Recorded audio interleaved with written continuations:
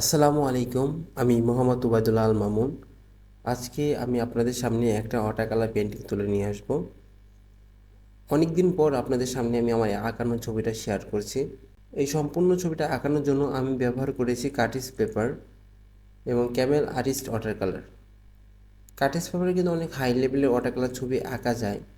তাই এগুলো ভালো মানের ছবি আঁকানোর জন্য অবশ্যই প্রচুর দক্ষতা অর্জন করতে হয়, প্রচুর চর্চা করতে হয়।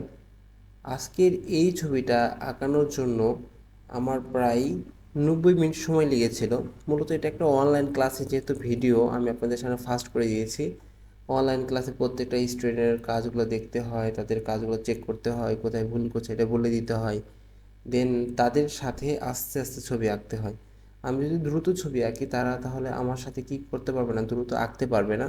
এগুলোর কারণে একটু দীর্ঘ সময় লাগে একটা অনলাইন ক্লাসে ছবি আঁকার সময়। এই ধরনের ছবিগুলো, এটা যেহেতু 90 মিনিটের ক্লাস, এটা আমি একদিনে কমপ্লিট করতে পারিনি। আমার এইটা ক্লাস নিতে হয়েছে 2 দিন। 2 দিন ধরে হচ্ছে আমি এই ছবিটা এঁকেছি, দুটো আলাদা আলাদা ক্লাসে।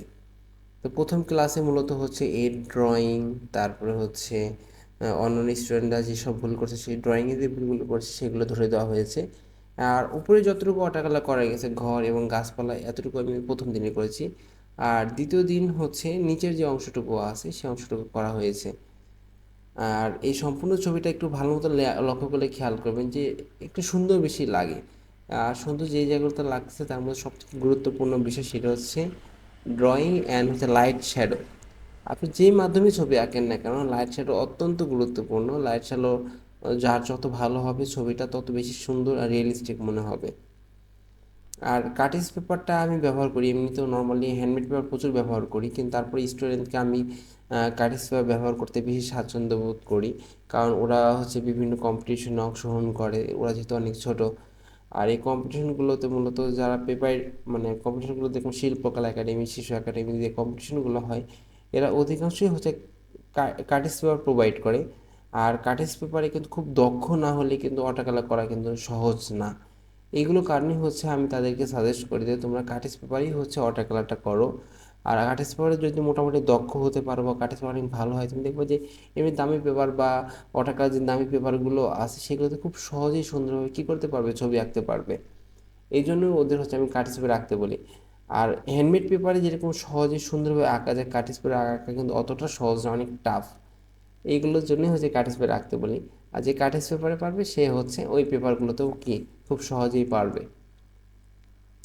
আর এমনিতেই নর্মালি এই ধরনের ওয়াটার কালার ছবি আঁকানোর সময় অনেকেই বলে যে ভাই আপনি কী ব্র্যান্ডের তুলি ইউজ করছেন, কত বড় সাইজের তুলি ইউজ করছেন, কত নাম্বার তুলি ব্যবহার করেছেন। নাম্বার কোনো বিষয় না তুলিতে। আমি বড় ছবি আঁকলে আমি বড় তুলি লাগবে, ছোট ছবি আঁকতে গেলে ছোট তুলি লাগবে। আপনাদের আঁকানোর সুবিধার সময় আপনাদের যার যেটা ব্যবহার করতে স্বাচ্ছন্দ্য বোধ করেন।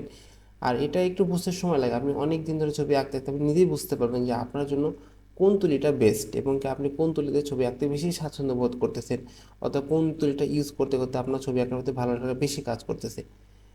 এরকমও হয় যে এমন তুলির প্রতি এমন একটা ভালোবাসা তৈরি হয়, ওই তুলি বাদ দিয়ে অন্য তুলিতে ছবি আঁকতে ইচ্ছেই করে না।